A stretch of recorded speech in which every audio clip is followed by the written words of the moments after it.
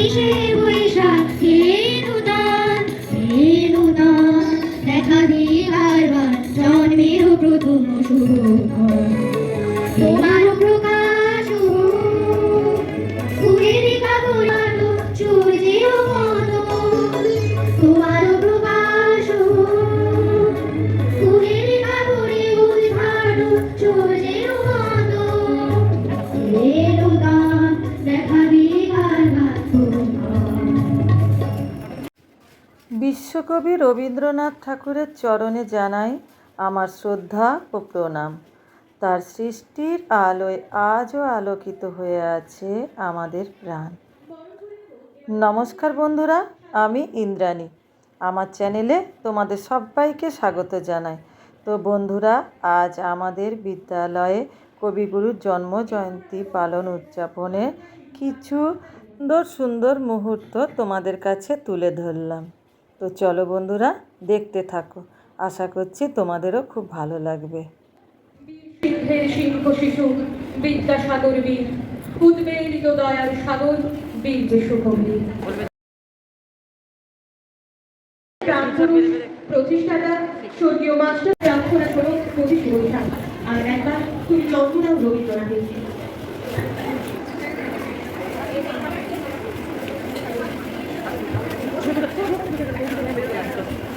হয়ে গেল।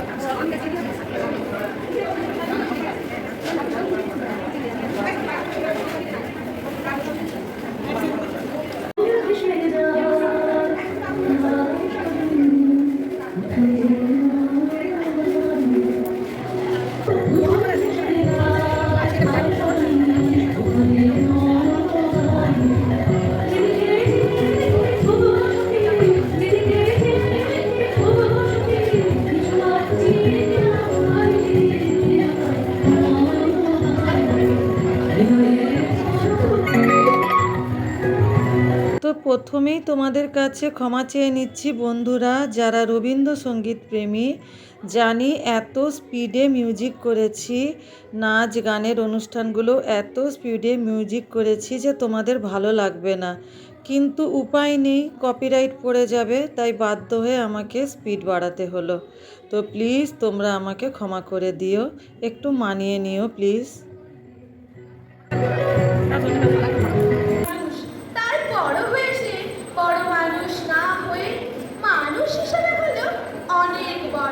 কেমন করে সে প্রশ্ন আমাকে করো না। গান সাধার বাধা আইন সে মানে নেই, অথচ স্বর্গের বাগান থেকে সে চুরি করে আনলো তোমার আমার গান। কবি সে, ছোটবেলায় ছবি আঁকার অভ্যেস ছিল না, অথচ শিল্পী বলে সেই পেল শ্রেষ্ঠ শিল্পী।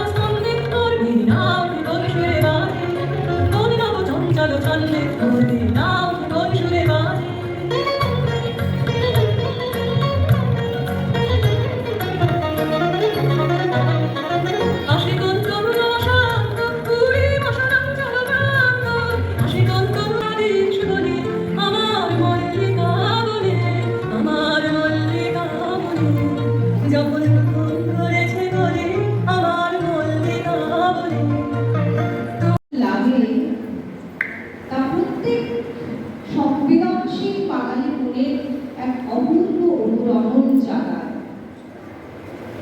আমি যে প্রথমে কথাগুলি পরিচয় দিলাম, তোমরা যে গানে, কবিতায় এবং রবীন্দ্র শৈলী নৃত্যকে তাকে স্মরণ করছো, তবুও তাকে কিছুই ধরা গেল না।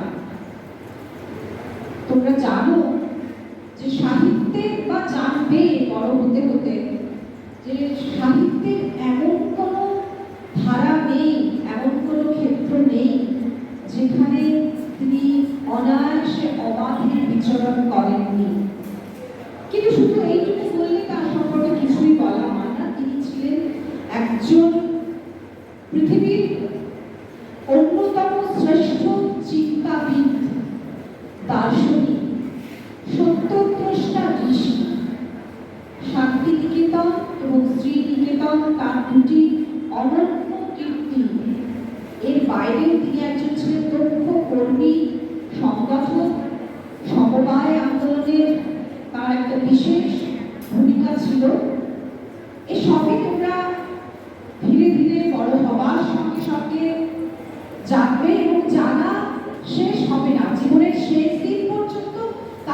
জানতে হবে। সেই জন্য সেই বাঙালি হিসেবে আমরা এমন একজন মানুষকে পেয়েছি বলেই, আমাদের জীবনে এমন একটি উজ্জ্বল জ্যোতিষ্ক আছে বলেই, আমরা তার যোগ্য বা অযোগ্য উত্তরসূরি বলেই আমরা কিন্তু গর্ব অনুভব করতে পারি।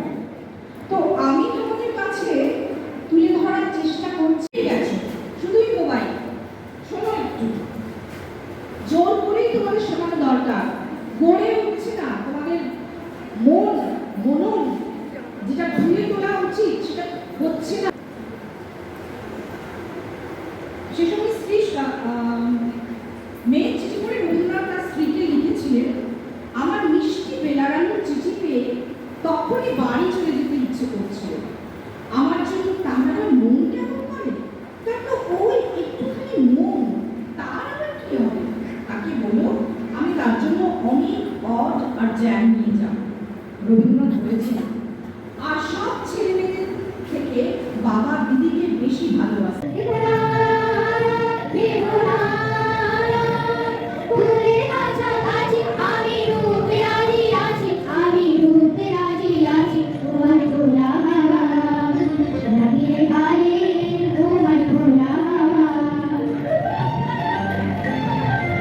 এদিন আজি কোন ঘরে গো খুলে দিল দ্বার, আজি প্রাতে সূর্য ওঠা সফল হলো কার। এদিন আজি কোন ঘরে গো খুলে দিল দ্বার, আজি প্রাতে সূর্য ওঠা সফল হলো কার। ধন্যবাদ।